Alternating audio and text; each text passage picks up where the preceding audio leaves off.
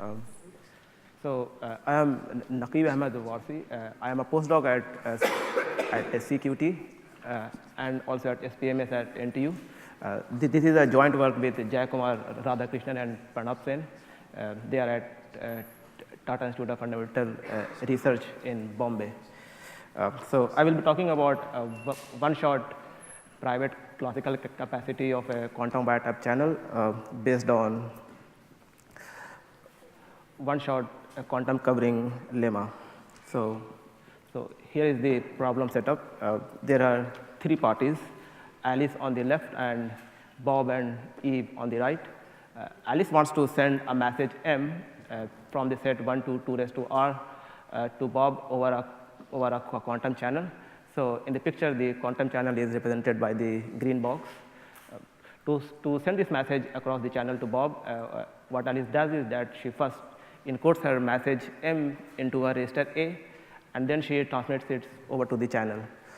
Bob, on receiving the channel output B, tries to perform some decoding operation to guess the message which Alice wanted to send it to him. And Eve receives some register E at the end of this communication.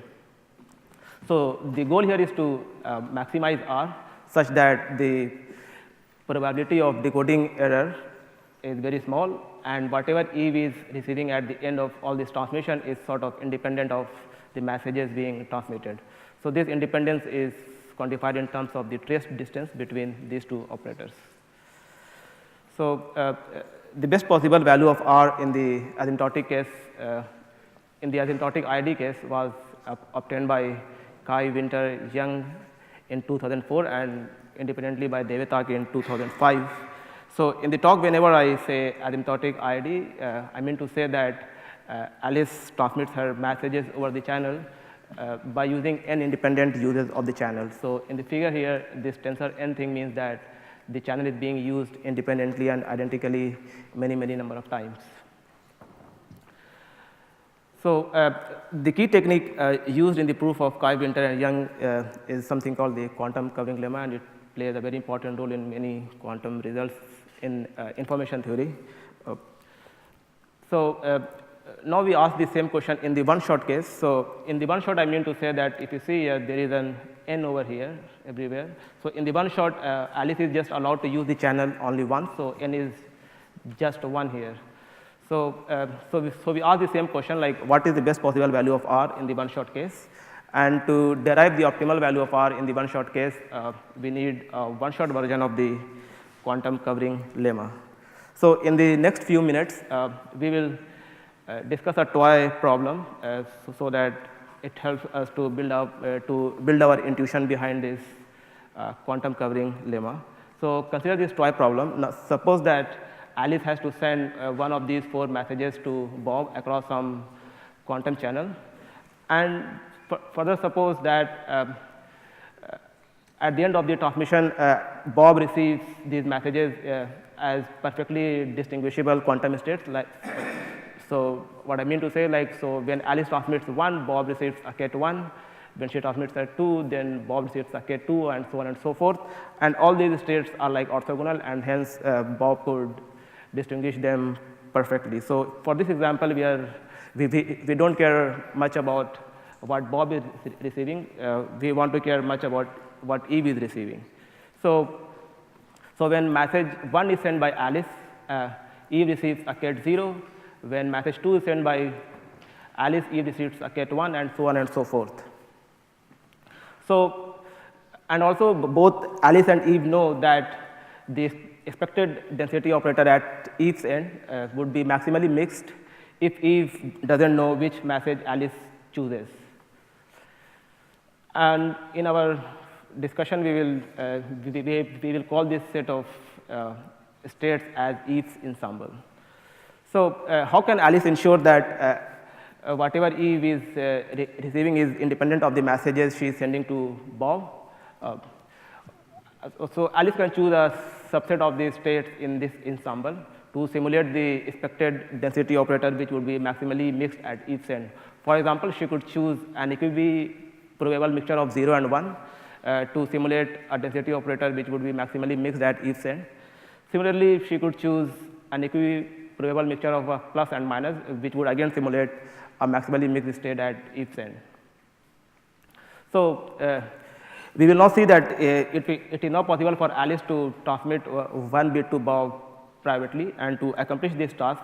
For example, let's say that Alice has to send a bit 0.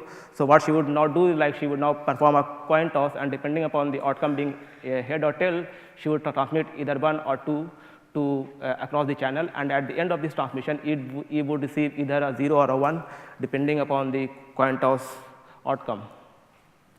Similarly, if Alice has to send 1, she would perform a coin toss again, and depending upon the channel, depending upon the coin toss, she would either transmit either 3 or 4 across the channel, and at the end of this transmission, it would just receive plus or minus at the end of the transmission.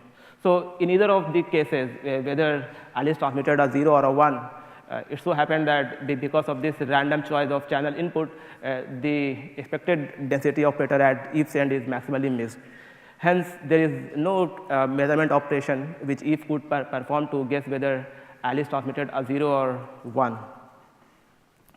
So the quantum covering lemma is essentially a generalization of the example which we just discussed. So now consider the following ensemble of quantum states, and let rho b be the expected density operator of this ensemble. And now consider a subset of subset f, which is a subset of x, and now consider the following ensemble. So the quantum covering lemma says that the ensemble average is close to the expectation with very high probability in trace distance. The asymptotic version of this lemma in the RD case was studied by Alfred and Winter in 2002, wherein they showed that as n goes to infinity, the trace distance between this ensemble average and the expected operator goes to 0 with very high probability if R is greater than the mutual information between x and b. So we will so we prove the one-shot version of this result, and we show the following. We show that so if you notice here, there were n. But because it's one shot, so n is just equal to 1 here. So we prove the following one shot version. We show that the ensemble average is close to the expected operator with very high probability if R is greater than this number over here, where this quantity I infinity delta x colon b is called the smooth Rayleigh divergence of order infinity, and basically it means that the smallest a such that rho x sits inside 2 raised to a rho with very high probability. So to prove, so the key ingredient needed in the proof of the asymptotic version of the quantum covering lemma is the operator Chernow bond, which was proved by Halsfield and Winter for positive semi-definite matrices. In the one-shot case also, to derive the one-shot version of the quantum covering lemma, this operator Chernow bond plays a very important role, but we also need something called we also need an operator Chernow bond like result for non-square matrices. So we prove the following version of the operator Chernow bond for non-square matrices. So basically what we prove is that so let AX be a D1 cross D2 non-square matrix such that their trace norm is 1 and their infinity norm is bounded by some constant times beta over D2. Then we show that the ensemble average of these operators, that the trace distance between the ensemble average and the expected operator will be large with with probability at most this quantity over here. So if you look at this, this is very similar to the Chernow bond like result for random variables.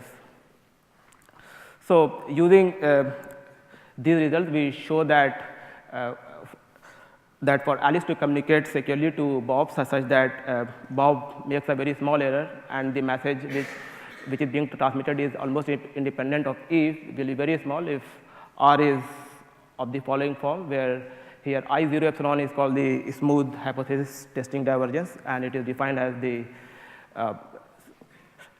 it is defined as the supremum over all A such that rho xb is greater than 2 raised to a rho with very large